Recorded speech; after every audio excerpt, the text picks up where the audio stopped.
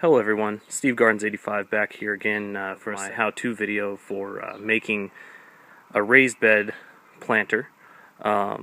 This is one of the side pieces. You can have two of these. I've cut this one 3 feet wide, from side to side is 3 feet, and my legs are roughly 3.5 feet tall. I just cut them all to the same length to match my other garden bed that I had. And what I've done is I've taken the plywood here and pre-drilled it and then just basically screwed it to the legs. And the next step is to take the sides and mount on the front and rear panels of the garden bed. Since I do not have a helper to make this garden bed, I'm using my other bed as my temporary helper. So all you're going to do is, if you've pre-drilled all your panels, you're just going to follow that drill pattern.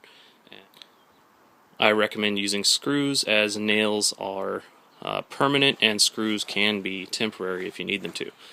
Okay, now as you can see, I've got that front panel screwed in, and it's starting to take form as a raised bed.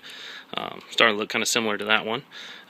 Some of the main differences is I've used plywood for this one, and these are what you call stickers.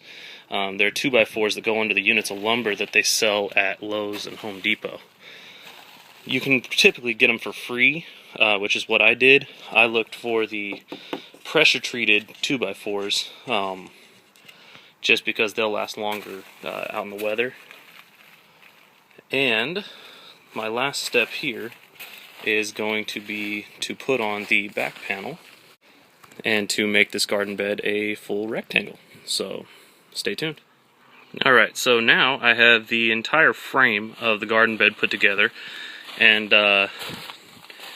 as you can see, there is no bottom. So you're going to need something to support the soil once you go to fill your bed. What I used in the past was a wire mesh supported by 1x2s underneath the garden bed. I'm going to be doing something a little bit different here, and I'm going to use some of the 2x3s that I picked up at Home Depot for free, and basically fit those into the bottom of the bed, and you're going to screw into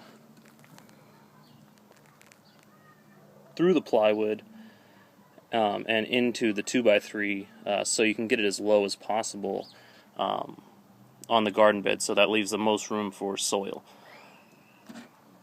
So that's what I'll be doing next. Alright, and now that step is finished. So we have our box with 4 legs.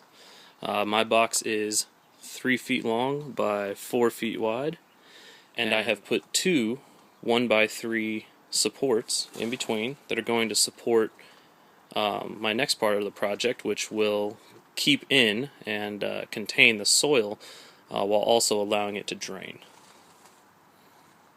Okay, nearing the final step here. I have installed what they call hardware cloth into the bottom of the bed. Now, you will need some fabric to retain the soil, but this will give you a good strong base, so you don't have large pieces or a lot of bulging coming through the bottom. It'll support it and allow you to have soil in there without much problem. I used a shade cloth. You can use plastic as long as it's perforated. You just have to remember it needs to be able to drain. So once you install that plastic or shade cloth or whatever you choose to use, that is it. You fill it with soil and plant your flowers or vegetables or whatever you may want to see grow. So thank you for watching. Please rate, comment, and subscribe. I hope this has been informative. If you guys have any questions, please shoot me a comment, and I'll help however I can. Thank you.